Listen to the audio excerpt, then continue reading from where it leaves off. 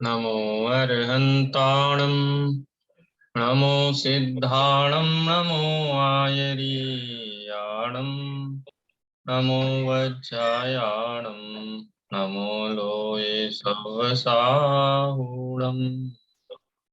अरहंत सिद्ध सूर्य वज्राय साधु सब अर्थिक प्रकाशी मांगलिक उपकारी है। तिनको स्वरूप जान रागते वही जो भक्ति काय को नमाय स्तुति को उचारी है। धन्य धन्य तुम ही सो काज सब आज भय नाय वंदना हमारी है। ऐसो मंगल कल्याण सुख हम चाहत है। हो मेरी ऐसी दशा जैसी तुम धारी है। हो मेरी ऐसी दशा जैसी तुम। समाधि मरण के प्रकरण पे अपनी चर्चा चल रही है।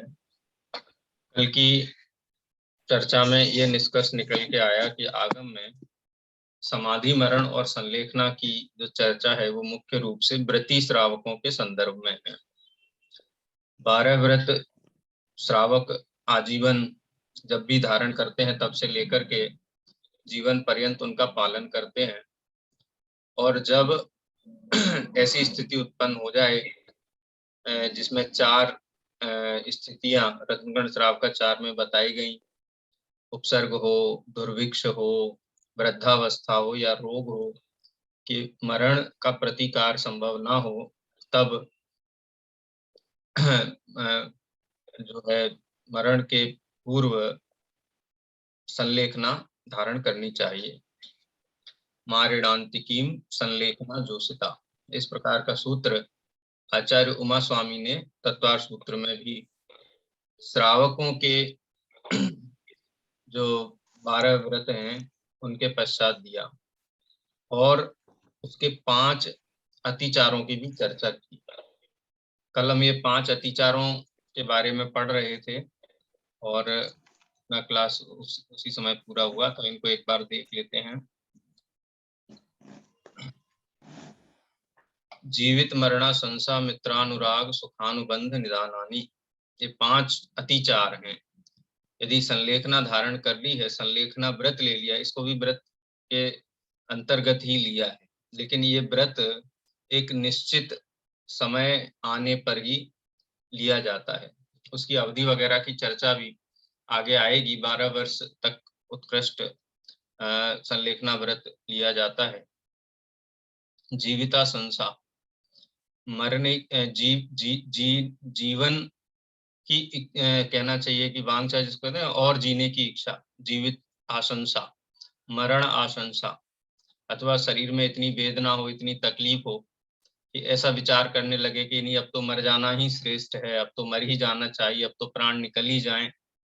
इस प्रकार की भावना भी संलेखना के विरुद्ध है। यानी इससे ये स्पष्ट होता है कि संलेखना मरने की प्रतिज्ञा नहीं है और न जीवन की आकांक्षा में अमर्यादित प्रयास करने की का नाम संलेखना है।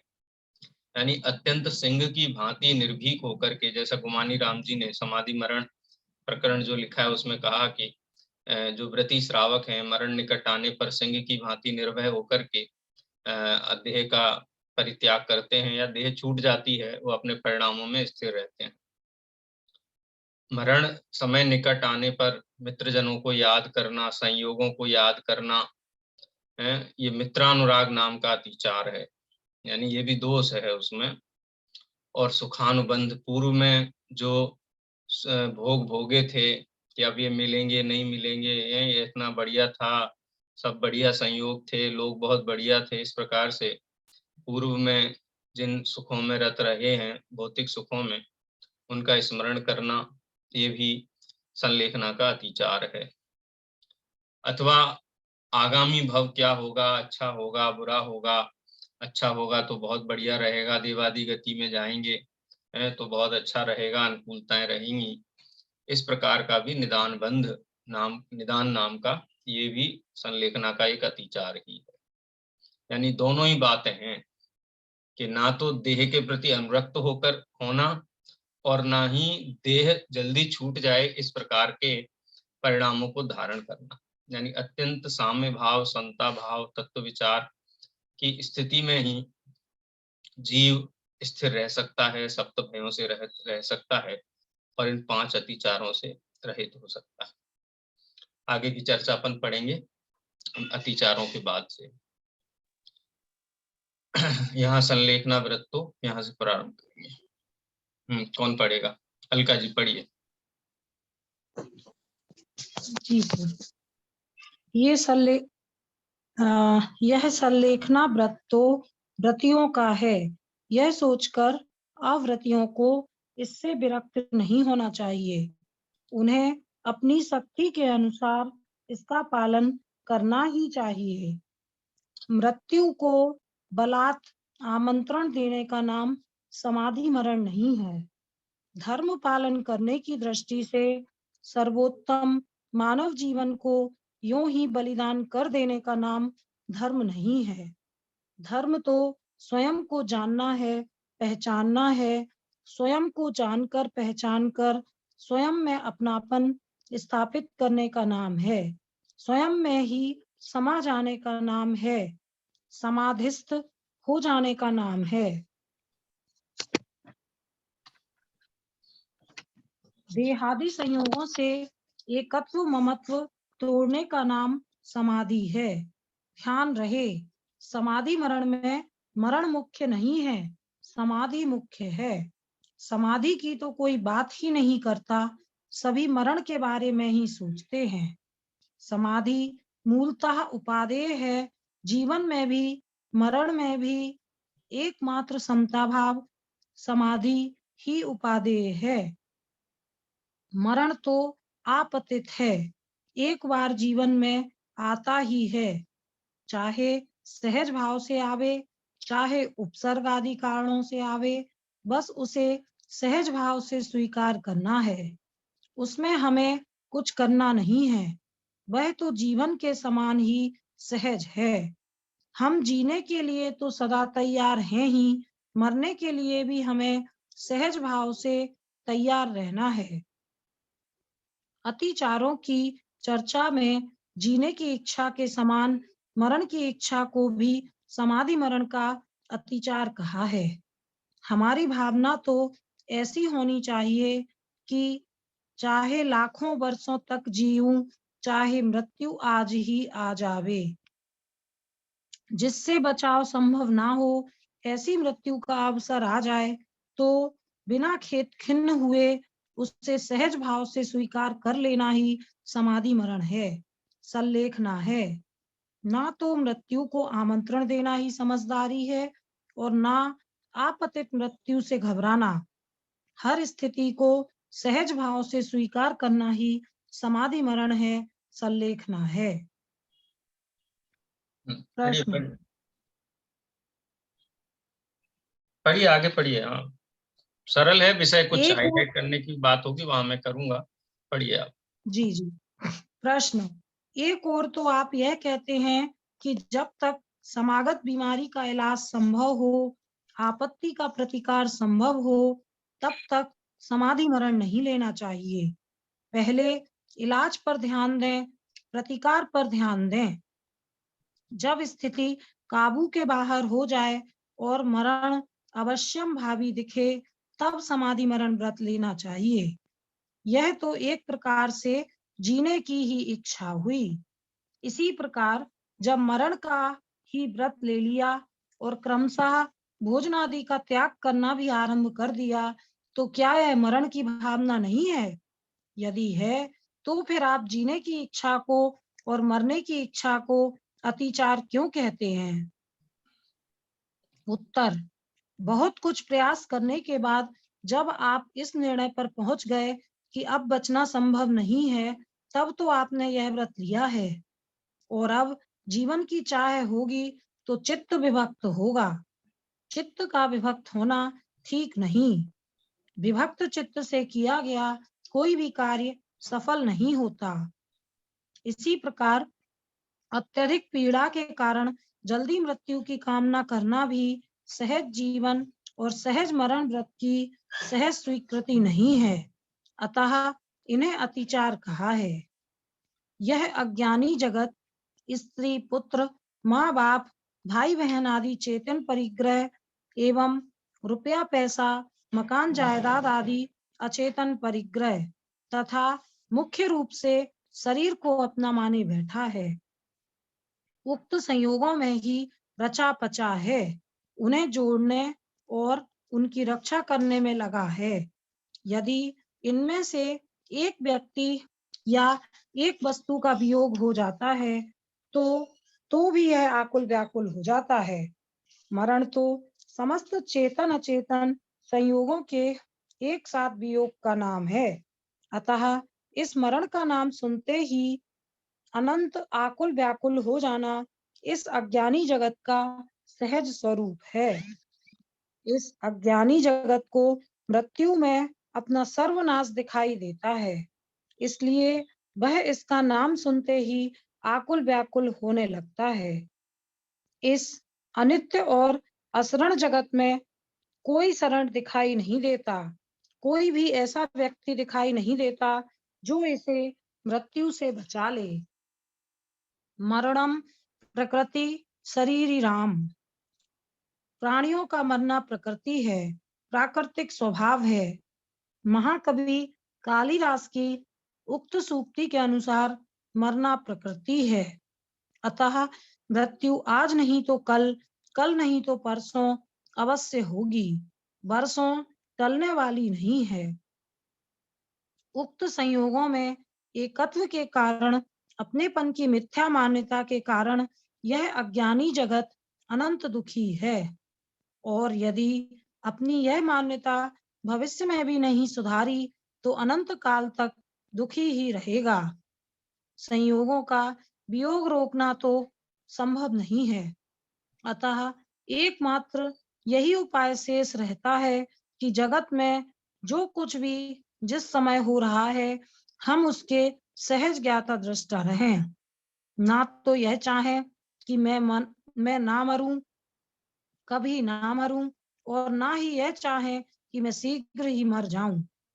अनंत सुख देने वाली सच्ची मान्यता तो यही है कि यदि मृत्यु का अवसर आ गया है तो मरने के लिए तैयार, और जीवित रहने की सहज अनुकूलता हो तो जीने के लिए तैयार। इसी का नाम समाधि मरण है। समाधि मरण में ना जीने की चाह है और ना ही मरने की चाह है। बस ये जो पूरा प्रकरण है वो इस बात पर केंद्रित है, जो जीने की इच्छा और मरने की इच्छा, मरने की इच्छा ना करना, जीने की इच्छा ना करना और मरने की इच्छा ना करना। जीने की इच्छा रखना, वांछा रखना, ये भी संलेखना व्रत का अतिचार है, और मरने की इच्छा रखना भी संलेखना व्रत का अतिचार है। इसमें जो एक कॉन्ट्रास्ट आता है कि मृत्यु तो अवश्यंभावी है, कोई भी व्यक्ति है, ये तो सारी दुनिया ही मानती है, जैसा कि कालिदास की सूक्ति का भी डॉक्टर साहब ने वहां पे उदाहरण दिया कि शरीरधारियों का की प्रकृति है, उनका स्वभाव है देह छोड़ना, देह बाल युवा वृद्ध, और उसका छूटना ये अवश्यंभावी है। अब निश्चित ये करना है कि ये देह छूटने का काल कब आया है, और उस काल में जो हमने जीवन भर तत्व अभ्यास किया है, वो तत्व अभ्यास की भावना उस समय भी दृढ़ रहे। तो उसकी दृढ़ता किस प्रकार से रहेगी कि ये निर्धारित हो जाने पर पहले तो जो जीवन है उसकी रक्षा के लिए उपाय किया। संलेखना व्रत लेने के पहले तो प्रतिकार करने का उपदेश है ना। संलेखना व्रत कब लेना है? जब प्रतिकार संभव ना हो। जब तक प्रतिकार संभव है तब तक संलेखना व्रत नहीं लिया जाता है, इससे ये ध्वनि निकलती है। और एक बार संलेखना व्रत लिया है, संलेखना या समाधि मरण, तो कोई ये कह सकता है कि भाई आपने तो मरने की प्रतिज्ञा ली है ना। किसी से भी कहें भाई, अब कोई कहता है ना हमने तो समाधि मरण की नियम ले लिया है, माने मरने का नियम लिया है, तो ऐसा नहीं है, मरने का नियम लिया है। अब ये जीवन की रक्षा के उपाय में मैं अपना उपयोग खराब नहीं करूंगा। और मरने की भी अभिलाषा, देखो जीने की इच्छा होना और मरने का की अभिलाषा होना दोनों एक ही जैसे हैं, उन दोनों में कोई अंतर नहीं है। क्योंकि जीवन जब तक आयु कर्म है तब तक सहज पने है ही, और मृत्यु आई क्षय होने पर वो भी अवश्यम भावी है। तो दोनों ही सुनिश्चित हैं, हम उसमें अपना उपयोग खराब क्यों करें। तो एक बार ये निश्चित हो गया कि मृत्यु का प्रतिकार संभव नहीं है, तो संलेखना व्रत लेकर के उधर से शरीर से अपना लक्ष्य हटा करके पूर्णतः अपने त्रिकाली ध्रुव में अथवा तत्व विचार में, धर्म आराधना में ही अपने चित्त को लगा देना। तो इसलिए इसमें परस्पर विरोध नहीं। संलेखना मरण इस बात का की प्रतिज्ञा है कि हम जीने और मरने के संबंध में विचार ना करके अजर अमर त्रिकाली ध्रुव आत्म स्वभाव के अनादि निधन वस्तु व्यवस्था के संबंध में विचार करेंगे। हम जीवन मरण के संबंध में विचार नहीं करेंगे, क्योंकि ये तो अवश्यम भावी वस्तु है। और जितना उसका, क्योंकि प्राणों का छूटना सबसे ज्यादा कष्टकारी होता है, माने देह और जीव का संयोग है ना, असमान जाति पर्याय है। तो उस असमान जाति पर्याय का जब वियोग होता है तो पीड़ा भी सघन पीड़ा होती है प्राण छूटते समय। लेकिन उस पीड़ा के काल में भी उस पीड़ा से भिन्न त्रिकाली ध्रुव ज्ञायक परमात्मा अपने आत्म स्वभाव को देखना, ये आजीवन साधना के फलस्वरूप ही हो सकता है। जिसने तत्व का अभ्यास ही नहीं किया हो, पढ़ा सुना समझा निर्णय ही नहीं किया हो, तो उसको कोई समझाएगा वो तो पानी मांगेगा, दवाई मांगेगा, नाते रिश्तेदार बुला दो ये मांगेगा। जिसने तत्व अभ्यास नहीं किया है, जिसके जीवन में तत्व नहीं है, वस्तु स्वरूप का विचार नहीं किया है, आगम का अभ्यास नहीं किया है, क्योंकि उसको वही शरण दिखाई देगी। और जिसने जीवन भर तत्व अभ्यास किया है, समाधि में जीवन जिया है, तो अंत समय में भी वो तत्व विचार में ही दृढ़ रहेगा और निर्भीक रहेगा, पंडित बनारसी दास जी की तरह। ज्ञान को तक्का हाथ मार यरि मोहना, चले बनारसी दास फेर नहीं आवना। अब हमने तो सम्यक दर्शन प्राप्त कर लिया है, अज्ञान को नष्ट कर दिया है ज्ञान रूपी तलवार से, और अज्ञान को नष्ट कर दिया है। अब हमको संसार में परिभ्रमण नहीं करना है, निर्भीक होकर के अपने देह का त्याग करते हैं। या त्याग तो होता ही है, अब करते कहना ये तो उपचार का कथन है। तो इसमें परस्पर विरोध नहीं है। प्रतिकार में जीवन की इच्छा, क्योंकि जब तक प्रतिकार कर रहे हैं तब तक तो प्रतिज्ञा ली नहीं गई है, इसलिए अतिचार नहीं है। और जब प्रतिकार करना संभव नहीं है, उस समय प्रतिज्ञा ली गई है, तो जीने की इच्छा का अतिचार वहां नहीं लग सकता है या नहीं लगना चाहिए। प्रतिज्ञा लेने के बाद में यदि जीने का उपाय करे, प्रतिकार करे, निश्चित हो जाने पर भी प्रतिकार करे, वो अतिचार है। और संलेखना व्रत के बाद भी देह जल्दी छूटे जल्दी छूटे जल्दी छूटे, इसकी भी भावना नहीं है और उधर उपयोग भी नहीं है, इसलिए इसमें कोई परस्पर विरोध नहीं है। ठीक है, ये प्रश्न यहाँ पे आया था और वो जो 5 अतिचार थे उसके संदर्भ में था। ठीक है, चलिए आगे बढ़ते हैं। आराधना दीदी पढ़िए अगला प्रश्न। हाँ बोलिए अलका जी। सर अपन ये पढ़ रहे, इतना समझ भी रहे, पता भी है कि यही सही है, फिर क्यों मोह कम नहीं होता? जैसे अब मतलब जैसे हमारे पापा की डेथ हुई थी तो अभी भी मतलब आ जाता है वो, कई बार ऐसे लगता कि, तो सर कैसे समझाएं खुद को, मतलब कैसे दृढ़ करें देखो कि ये तो जो भी परिणाम है, नैमित्तिक औपाधिक भाव में सब हो रहे हैं, उनकी ज्ञाता रहो। परिणाम नहीं हो ऐसी भावना क्यों भागे? जो परिणाम पर्याय स्वकाल में निश्चित है होने दो, उसका विकल्प नहीं लंबाना है। देखो संजलन कसाय के उदयभूत अंतर मुहूर्त काल तो किसी शुभ भाव तो मुनि भगवंतों को भी आ जाता है, श्रावकों के प्रति अनुराग आ जाता है, कष्ट में जीव को देख करके करुणा भाव भी आ जाता है। लेकिन उस कसाय का वासना काल कितना होता है? अंतर मुहूर्त, एक समय। हाँ नहीं अंतर मुहूर्त होता है, अंतर मुहूर्त के बाद शुद्धोपयोग हो जाता है, टूट जाता है। ऐसे ही पंचम गुण स्थानवर्ती श्रावक की भी कसाय का वासना काल कम है, वो भी ज्ञानी होते हुए भी लौकिक जीवन के संबंध में ही उनके विकल्प चलते हैं, लेकिन वो बहुत लंबे नहीं खींचते हैं। वो वस्तु स्वरूप का विचार करके, आत्म स्वभाव का विचार करके उन विकल्पों को पीछे छोड़ देते हैं। तो हम भी तत्व अभ्यास की भूमिका में हैं, तो हमको इतना विकल्प तो आता है ना कि ये परिणाम योग्य नहीं है। अनादिकाल से संसार में है, कितनी बार ऐसे वियोग हुए होंगे, कितनी बार ऐसे शोक किए होंगे, तो ये एक पहला अवसर तो नहीं है। तो ऐसा विचार करने पर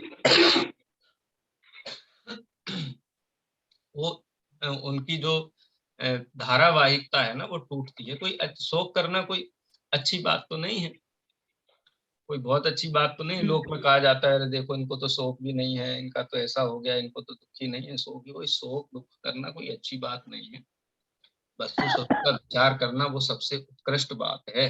किसी का स्मरण करना अलग बात है, हम इस भूमिका में हैं, लेकिन अंतरंग से परिणाम इतने ज्यादा आकुलित व्याकुलित हों कि हमारा तत्व चिंतन बाधक हो, हमारा आराधना में बाधा हो, तो ऐसा परिणाम नहीं होना चाहिए। स्मरण तो सहज होता ही है, सबको ही होता है। इस भूमिका में रामचंद्र जी भी नहीं बचे हैं तो फिर हम लोग तो बहुत साधारण जीव हैं। ठीक है, तत्व विचार से, हाँ तत्व विचार करना। पंडित टोडरमल जी ने जो कहा था व्यवहाराभासी के प्रकरण में, कहा था कि ज्ञानी जीवों को भी तो भक्ति आदि होती है। क्यों होती है? स्थान में राग के निषेध के लिए, तीव्र राग द्वेष को मिटाने के लिए। तो अपने पास तत्व ज्ञान की परम औषधि है ना, शोक आदि से उपयोग हटा करके तत्व ज्ञान पर लाने के लिए। ये तो संघर्ष है मोह और वितरागता के बीच का है। जैसे जैसे भूमिका बढ़ेगी वैसे वितरागता प्रबल होगी, मोह कमजोर होगा। चलिए आगे पढ़ते हैं, पढ़िए आराधना जी। समाधि मरण में न जीने की चाह है और न मरने की चाह है। प्रश्न, सभी जीव जीना चाहते हैं, मरना तो कोई नहीं चाहता, फिर भी आप कहते हैं कि मरने की इच्छा नहीं करना। शीघ्र मरने की इच्छा नहीं करना, मरने की इच्छा क्यों नहीं करना? मरने के लिए ही तो समाधि मरण लिया है। उत्तर, मरने के लिए समाधि मरण नहीं लिया जाता, मरने से तो बचने के उपाय किए जाते हैं। जब जीने का कोई उपाय नहीं बचता तब समाधि मरण लिया जाता है। जब समाधि मरण ले ही लिया तो फिर जीने की आकांक्षा उचित नहीं है, आकुलता का ही कारण है। इसलिए लिखा है कि जीने की इच्छा भी नहीं रखना। बहुत कष्ट होने पर कभी कभी शीघ्र मर जाने का भाव होता है। बहुत से लोगों को यह कहते आपने सुना होगा कि बहुत कष्ट है, जल्दी मौत आ जाए तो अच्छा है। जगत के सहज परिणमन को सहज ही होने देना श्रेष्ठ है। उसमें कुछ फेरफार तो हम कर ही नहीं सकते, फेरफार करने की भावना भी नहीं रखना चाहिए। यहाँ तो यह कहा जा रहा है, ज्ञानी जीवों का तो जीवन भी समाधिमय होता है, मरण भी समाधिमय। वह तो श्रद्धा की अपेक्षा सदा समाधिमय ही होता है। समाधि मरण मरने का व्रत नहीं है। आयु के अंत में जब सहज भाव से मृत्यु नजदीक हो, अत्यंत नजदीक हो, तो शांति से मरण को स्वीकार करना समाधि मरण है। ध्यान रहे, जो अनिवार्य है उसी को सहज भाव से स्वीकार किया जाता है। समाधि मरण में यह ना जीने का व्रत है और ना मरने का व्रत है। यह तो सहज भाव से जो हो रहा है उसे ही सहज भाव से स्वीकार करने का व्रत है। समाधि मरण और संलेखना पर लिखने वाले मनीषियों ने आरंभ में समाधि मरण और संलेखना का स्वरूप स्पष्ट करने के उपरांत संलेखना धारण करने वालों को या स्वयं के मन को यह समझाने का प्रयास किया है कि मृत्यु से डरो मत। यह मृत्यु तो तुम्हें इस तन रूपी कारागृह से छुड़ाने वाली है। यदि मृत्यु न होती तो तुम्हें इस सड़े गले शरीर से कौन छुड़ाता? पंडित टोडरमल जी के सुपुत्र गुमानी राम जी वैराग्य रस से ओतप्रोत एवं अध्यात्म रस के रसिया विद्वान थे। उन्होंने तात्कालीन गद्य में समाधि मरण का स्वरूप लिखा है। वह मूलतः स्वाध्याय करने योग्य है। समाधि के इच्छुक मनुष्यों को उसका स्वाध्याय अवश्य करना चाहिए।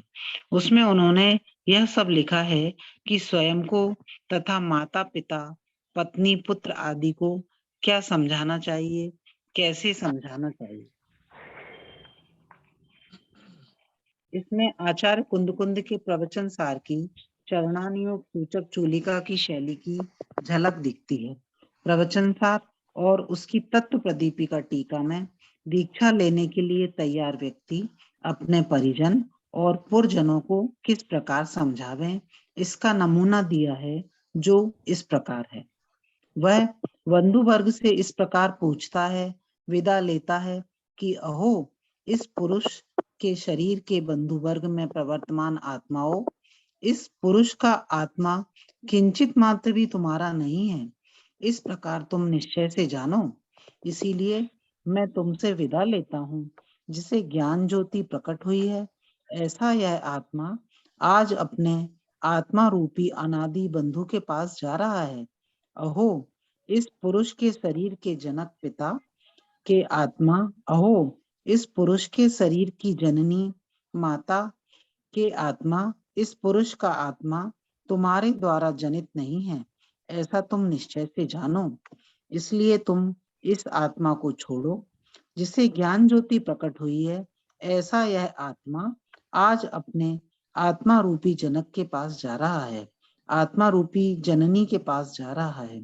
अहो, इस पुरुष शरीर की रमणी के आत्मा, तुम इस पुरुष शरीर के आत्मा को रमण नहीं कराते, ऐसा तुम निश्चय से जानो। इसीलिए तुम इस आत्मा को छोड़ो जिसे ज्ञान ज्योति प्रकट हुई है, ऐसा यह आत्मा आज अपनी स्वानुभूति रूपी अनादि रमणी के पास जा रहा है। अहो, इस पुरुष के शरीर के पुत्र के आत्मा, तो इस पुरुष के आत्मा का जन्य नहीं है, ऐसा तुम निश्चय से जानो। इसीलिए तुम इस आत्मा को छोड़ो जिसे ज्ञान ज्योति प्रकट हुई है, ऐसा यह आत्मा आज अपने आत्मा रूपी अनादि जन्य के पास जा रहा है।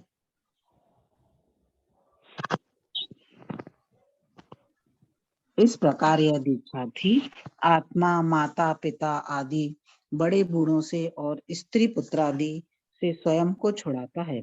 इतना विशेष है कि प्रवचन सार में मुनि दीक्षा लेने वाले अपने परिजनों से विदा लेता है और पंडित गुमानी राम जी के मृत्यु महोत्सव में संलेखना लेने वाला अपने परिजनों से स्वयं को छुड़ाता है। पंडित गुमानी राम जी भी माता पिता स्त्री पुत्र आदि को इसी प्रकार संबोधित करते हैं, जो मूलतः पठनीय है। उक्त हाँ, देखो, जो पंडित गुमानी राम जी का जो समाधि मरण महोत्सव लिखा है मोक्ष मार्ग प्रकाशक की परिशिष्ट में वो प्रकाशित हुई है, उसकी शैली और चरणानुयोग सूचक शैली में जो है, जिस समय मुनि दीक्षा के निकट कोई जीव अपने परिजनों के निकट जाकर के आप इच्छ बंधु भगवो, इसी प्रकार से संबोधित करते हुए कि मैं मेरे अनादि बंधु आत्मा के पास जा रहा हूँ, हे शरीर, इस शरीर के पिता, हे इस शरीर की माता, इस प्रकार से संबोधित करते हुए देह से भिन्न आत्मा, जब देह ही मेरा नहीं है तो देह से संबंधित व्यक्ति मेरे कैसे हो सकते हैं, तो स्वयं तो स्थिर है ही। देखो कितना अद्भुत स्वरूप है समाधि मरण का। हम लोक में ऐसा देखते हैं कि लोग जो मृत्यु के निकट है उसको ढांढस बनाते हैं, उसको संबोधित करते हैं, लेकिन समाधि का स्वरूप ऐसा होना चाहिए कि जो समाधिस्थ व्यक्ति है, जिसने संलेखना व्रत लिया है, वो अपने परिजनों को संबोधित करे कि तुम्हारा संबंध इस देह से है और देह तो मैं नहीं हूँ, मैं तो ज्ञायक परमात्मा हूँ और मेरा उपयोग अब बस उसके निकट ही रहना चाहता है, ना इस देह के निकट रहना चाहता है और ना देह के जो सगे संबंधी है उनके निकट रहना चाहता है। तो स्वयं तो निर्भय है ही, अपने निकटवर्तियों को भी निर्भय करता है। ये समाधि की उत्कृष्ट भावना होती है और उन्हीं शब्दों में इसको यहाँ प्रस्तुत किया गया है। भाषा थोड़ी अलंकारिक है क्योंकि लेखन में अलंकारिक भाषा का प्रयोग किया जाता है, लेकिन ऐसा नहीं कोई अभिनय करना है, मरण निकट आया है तो हम इन शब्दों के द्वारा, ये तो सहज लेखन की शैली में लिखे गए हैं। हम अपनी भाषा में अपने परिणामों को दृढ़ करने के लिए ऐसे वाक्यों का संबल लेते हैं और किसी भी प्रकार का अंतरंग में भय नहीं है, इसलिए शब्दों में भी भय लक्षित नहीं होता है। और कदाचित हो भी तो भी भावना दृढ़ करने के लिए अपने चारों ओर वातावरण वैसा रहे, लोगों की जो मुख मुद्राएं हैं वो मलिन ना हो, क्योंकि दूसरों की मलिन मुख मुद्राएं देख करके संलेखना व्रत धारण किए हुए व्यक्ति का भी चित्त डोल सकता है। तो इसलिए वो ऐसे ही वातावरण में ऊपर तो यही कह दिया कि चतुर्विध संघ के निकट जाकर के रहे, मृत्यु से निकट हो तो परिवार के निकट ही न रहे, त्यागी वृत्तियों के निकट रहे, जिससे कि परिणाम अत्यंत स्थिर हों और अपना देह जो छूटता है उसकी जो सहज प्रक्रिया है उसमें अपने परिणाम समता में रहे, समाधि में रहे। ठीक है, चलिए अब समाधि कहते किसे हैं उसका आगे, वैसे तो ऊपर बता ही दिया, संलेखना काय और कसाय को क्रस करने का नाम ही संलेखना है। अब हम इसमें पढ़ेंगे। चलिए आगे पढ़ते हैं। मीना जी पढ़िए। जी, उक्त मृत्यु महोत्सव के कतिपय महत्वपूर्ण अंश इस प्रकार हैं। समाधि नाम निष्कषाय का है, शांत परिणामों का है। कषाय रहित शांत परिणामों से मरण होना समाधि मरण है। वह सम्यक दृष्टि अपने निस्वरूप को वीतराज्ञाता दृष्टा पर द्रव्य से भिन्न शाश्वत और अविनाशी जानता है और पर द्रव्य को क्षणभंग और अशाश्वत अपने स्वभाव से भली भांति भिन्न जानता है। इसलिए सम्यक ज्ञानी मरण से कैसे डरे? वह ज्ञानी पुरुष मरण के समय इस प्रकार की भावना विचार करता है, मुझे ऐसे चिन्ह दिखाई देने लगे हैं जिनसे मालूम होता है कि अब इस शरीर की आयु थोड़ी है, इसलिए मुझे सावधान होना उचित है। इसमें देर विलंब करना उचित नहीं है। अब इसके नाश का समय आ गया है। इस शरीर की आयु तुच्छ रह गई है और उसमें भी प्रति समय क्षण क्षण कम हुआ जाता है, किंतु मैं ज्ञाता दृष्टा हुआ इसके शरीर का नाश को देख रहा हूँ। मैं इसका पड़ोसी हूँ, ना कि कर्ता या स्वामी।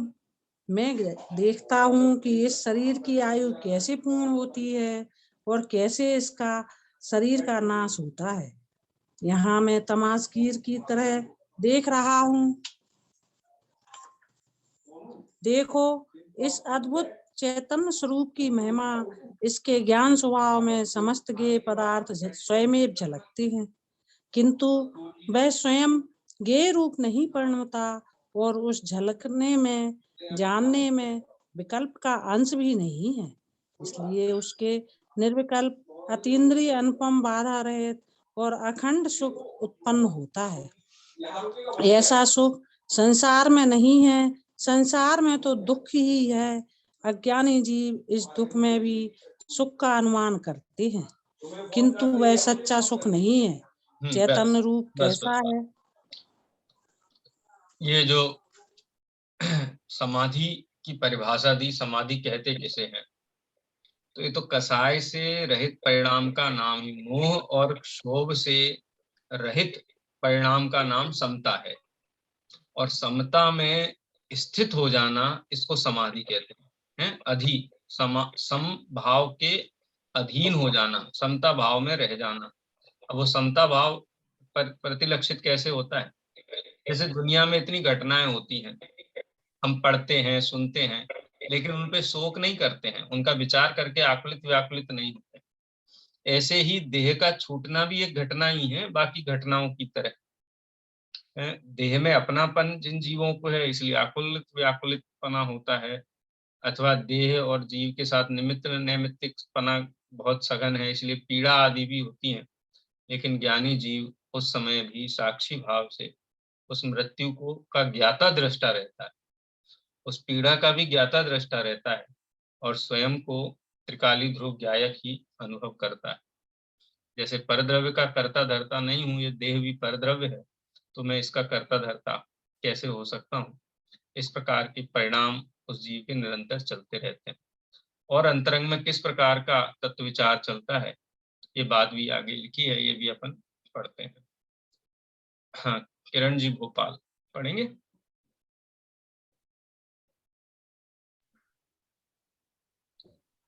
जी सर। सर कहाँ से पढ़ना है, कौन से पेज से? चैतन्य रूप कैसा है? चैतन्य रूप।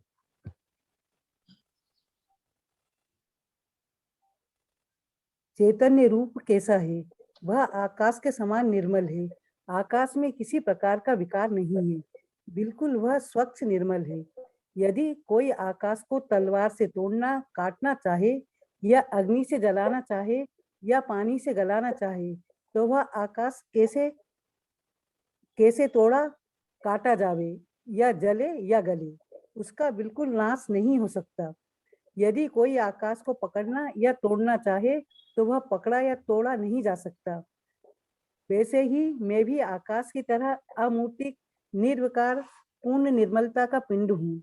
मेरा नाश किस प्रकार हो, किसी भी प्रकार से नहीं हो यह नियम है। यदि आकाश का नाश हो तो मेरा भी हो, ऐसा जानना। किंतु आकाश के और मेरे स्वभाव में इतना विशेष अंतर है कि आकाश तो जड़ अमूर्तिक पदार्थ है और मैं चैतन्य अमूर्तिक पदार्थ हूँ। मैं चैतन्य हूँ, इसीलिए ऐसा विचार करता हूँ कि आकाश जड़ है और मैं चैतन्य। मेरे द्वारा जानना प्रत्यक्ष दृष्टिगोचर होता है और आकाश नहीं जानता है। मैं कैसा हूँ? मैं दर्पण की तरह स्वच्छ स्वच्छ शक्ति का ही पिंड हूँ। दर्पण की स्वच्छ शक्ति में घट पटादी पदार्थ स्वयमेव ही